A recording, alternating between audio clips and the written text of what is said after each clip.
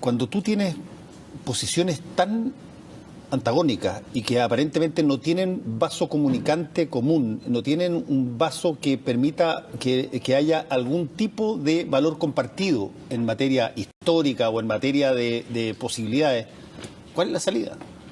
O sea, si el apartheid se pudo justamente descender, ¿cierto?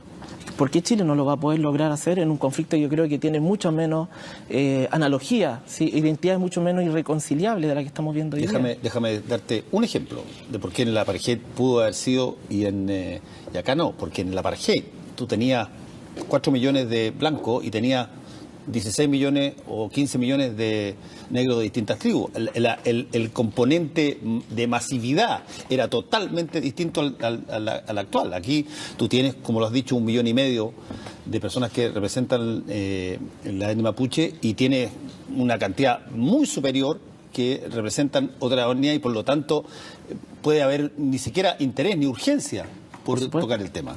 Pero eso no quita que no tenga de alguna manera una consistencia a la demanda mapuche, a partir de los convenios internacionales que mismo Chile ha ratificado. Estoy pensando en el 169 y también en la declaración de la ONU del 2007 sobre los derechos de los pueblos originarios, en la cual plantea que la autodeterminación es un derecho humano y que el Estado tiene que garantizar el fomento cultural, el fomento de la historia, el fomento de los derechos de los pueblos originarios para que puedan desarrollarse en su plenitud dentro de esta sociedad. Y eso yo creo que es un tema que tenemos que trabajar como sociedad para poder avanzar en un nuevo trato y finalmente también en un nuevo contrato social dentro de la sociedad criolla y los pueblos originarios. A ver, ahí hay una cosa bien interesante. Yo he escuchado varias personas que han propuesto vías para poder comunicarse. Francisco Huenchumilla ha hecho, el senador Alberto Espina hizo una moción. ¿Cómo se partiría, a juicio tuyo? ¿Cuál es la nave madre, el núcleo central del problema que tiene que abordarse en primer lugar? Yo creo que primero se tiene que dejar de una política coercitiva contra el movimiento mapuche.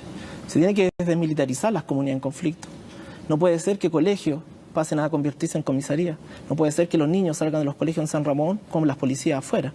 Yo creo que tiene que haber un aspecto simbólico en la cual la niñez mapuche deje de sufrir violencia, que es la que está sufriendo en este momento, y que las policías comiencen a retroceder para darle espacio al diálogo y a la política. Ya, pero lo que te puede retrucar la persona que opina desde la otra arista ahí es que si es que no está esa presencia policial, entonces lo que se produce es más de las quemas o la violencia que se vive en la Araucanía. ¿Eso es verdad o así?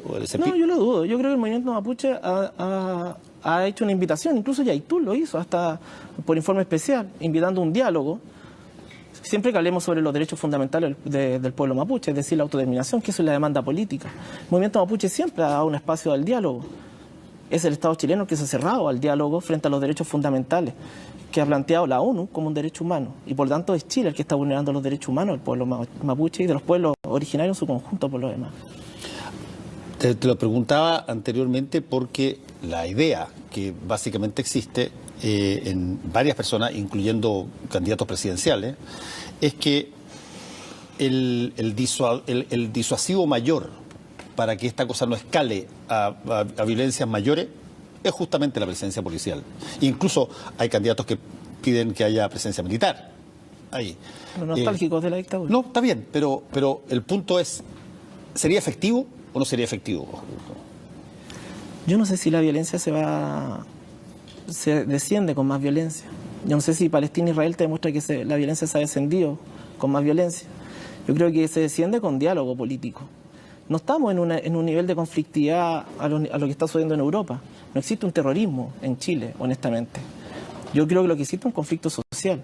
Un conflicto que la Carta de los Derechos Humanos de la ONU sobre los pueblos originarios es una buena ruta para poder descender esto como sociedad y poder decir, bueno, ¿cómo cedemos todos, ¿cierto?, para poder llegar a un punto en común? Porque en esta historia los agricultores también tienen que ceder, también tienen que reconocer cómo generaron su patrimonio de tierra, a través de compras fraudulentas, a través de engaños, ¿cierto? Y los agricultores tienen que reconocer también que han sido parte de esta historia de conflictividad y también son parte de la violencia.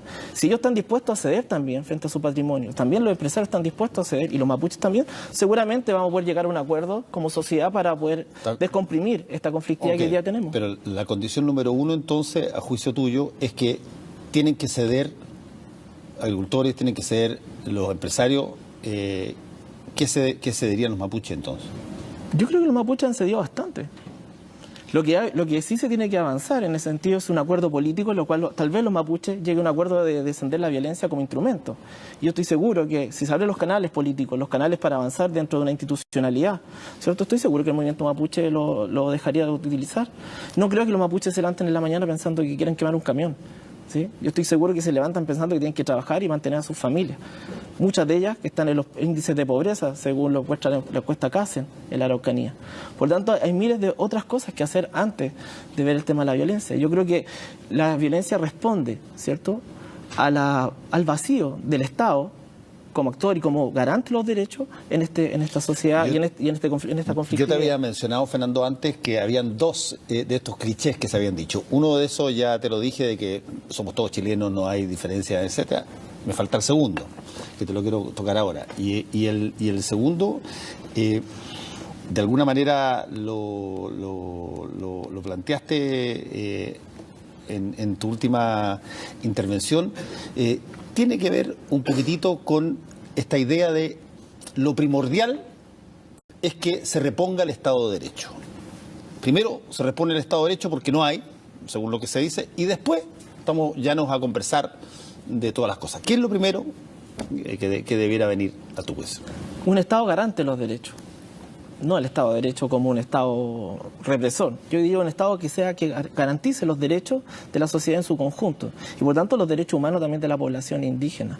Hace un mes atrás, 2 meses atrás, vino el relator de la Unión Europea sobre pueblos indígenas, pueblo originario. Yo conversé con él y él decía que donde los pueblos originarios no tenemos una institucionalidad en la cual se fortalezcan nuestros derechos, terminan justamente los derechos indígenas los más fáciles de ser vulnerados y a veces los más críticos.